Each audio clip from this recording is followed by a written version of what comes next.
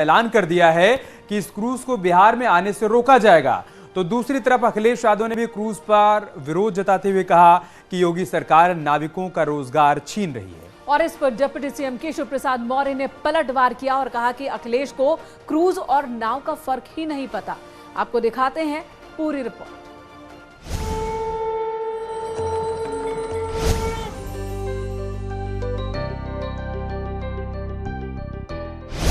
दुनिया का सबसे लंबा क्रूज, दुनिया की सबसे लंबी दूरी तय करने के लिए प्रधानमंत्री मोदी के संसदीय क्षेत्र वाराणसी से रवाना होने वाला है। क्रूज गंगा विलास काशी में डेरा जमा चुका है और 13 जनवरी को प्रधानमंत्री मोदी क्रूज को वर्चुअली हरी झंडी दिखाएंगे और उसके बाद क्रूज अपने सफर पर रवाना हो जाएगा। गंगा विलास क्रूज का सफर, भारत से बांग्लादेश की यात्रा, रास्ते में 5 राज्यों से गुजरेगा, 27 नदियों को पार करेगा, 50 दिनों का लंबा सफर, 3200 किलोमीटर की दूरी, वाराणसी से चलकर बिहार में बोधगया, नालंदा से होते हुए पश्चिम बंगाल में एंट्री होगी, जहां मुर्शिदाबाद और कालना होते हुए कोलकाता का सफर तय कराएगा। फिर बांग्लादेश की राजधानी ढाका पहुंचेगा। 50 दिनों के सफर में गंगा विलास क्रूज 50 पर्यटन स्थलों की सैर करवाएगा। लेकिन इस पर्यटन सफर पर अब सियासी सफर भी शुरू हो गया है। जेडीयू के राष्ट्रीय अध्यक्ष लल्लन सिंह ने मोदी सरकार के इस ड्रीम प्रोजेक्ट को बिहार में रोकने तक की बात कह डाली। तो एसपी अध्यक्ष अखिलेश यादव ने बीजेपी पर नाविकों का रोजगार छीनने का आरोप लगा दिया। पहाड़ बन गया है गाद का गंगा नदी में, और गंगा में जो जहाज चलाने की बात कर रहे हैं वो जनता के पैसा का लूट करने का काम कर रहे हैं। वो जनता का पैसा लूट रहे हैं, इसलिए कि हर साल आप जहाज चलाइएगा, हर साल गंगा के खाद को जो गाद है उसको साफ करिएगा और फिर अगला साल बाढ़ में गाद जमा हो जाएगा। ये पैसा का लूटे ना है। ये सब कोई बिहार में योजना हम लोग नहीं चलने देंगे, निश्चिंत रहिए। वहाँ लोग वैराग्य के लिए, आखिरी समय के लिए, पूजा पाठ के लिए, आध्यात्म के लिए आते हैं और सीखने के लिए आते हैं। लेकिन ये भारतीय जनता पार्टी टूरिज्म और पैसा बढ़ाना चाहती है, पैसा कमाने के लिए व्यवस्था बना रही है। आखिरकार वहां के जो निषाद समाज के लोग हैं, जो नाव चलाते थे, नावक थे, उनको क्या लाभ मिलने जा रहा है? उनके लिए क्या सुविधाएं दी गई हैं? क्या बड़े उद्योगपतियों के लिए सुविधा होगी या बाहर से जो कारोबार करने वाले लोग हैं उन्हीं के लिए सुविधा होगी? हमारे नाव चलाने वालों के लिए क्या सुविधा होगी? और इसी तरह जब आपके गोमती रिवर फ्रंट में इस तरह की नाव चलने की कोशिश थी तो उसको क्यों खत्म कर दिया जाए? गंगा विलास क्रूज पर जारी सियासत के बीच डिप्टी सीएम केशव प्रसाद मौर्य ने अखिलेश यादव पर पलटवार किया। उन्होंने ट्वीट में लिखा, हमारी सरकार आध्यात्म के साथ पर्यटन को भी बढ़ावा दे रही है।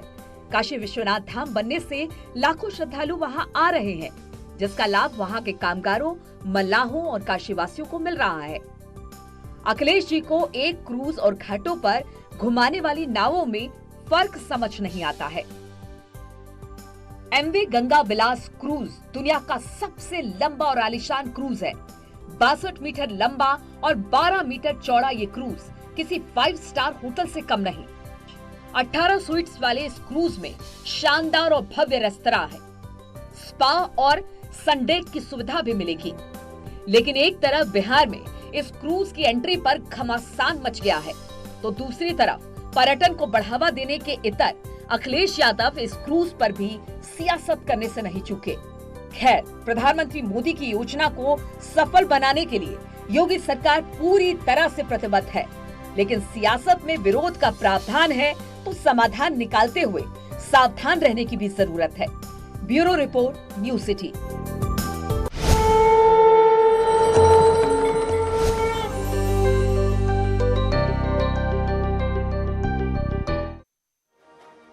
और कल सीएम योगी आदित्यनाथ रविदास घाट पर उस वक्त मौजूद होंगे जब गंगा विलास क्रूज को प्रधानमंत्री नरेंद्र मोदी हरी झंडी दिखाएंगे। सीएम योगी ने क्रूज सेवा शुरू होने पर खुशी जताई और कहा कि अब श्रद्धालु जल मार्ग का इस्तेमाल कर भी काशी विश्वनाथ पहुंच सकते हैं। इस मौके पर उन्होंने कुछ दूरी तक क्रूज का आनंद भी लिया। अब आपको बताते हैं कि जिस क्रूज को कल प्रधानमंत्री मोदी हरी झंडी दिखाने वाले हैं, उसके फायदे क्या क्या आपको देखने को मिलेंगे। बांग्लादेश से कनेक्टिविटी बेहतर होगी, जलमार्ग का विकास होगा, पर्यटन को बढ़ावा मिलेगा, अर्थव्यवस्था को बल मिलेगा। सरकार के सहयोग से विकास का नया अध्याय भी शुरू हो रहा है। ये तमाम फायदे हैं जो आने वाले दिनों में देखने को मिलने वाले हैं और यही बात सरकार की तरफ से बार बार कही जा रही है। आजादी के अमृत महोत्सव वर्ष में गंगा विलास क्रूज सेवा का संचालन माननीय प्रधानमंत्री जी के एक भारत श्रेष्ठ भारत की संकल्पना को भी एक नई ऊंचाई प्रदान करेगा। श्री काशी विश्वनाथ धाम बनने से वाराणसी में पर्यटकों और श्रद्धालुओं की संख्या कई गुना बढ़ी है। आदरणीय प्रधानमंत्री जी के कुशल मार्गदर्शन में राष्ट्रीय जलमार्ग संख्या 1 प्रारंभ हो गया है। बाबा विश्वनाथ के दर्शन पूजन के लिए जल, थल और नभ तीनों मार्ग। और इधर जाति पर भेदभाव की राजनीति करते करते बिहार के शिक्षा मंत्री ने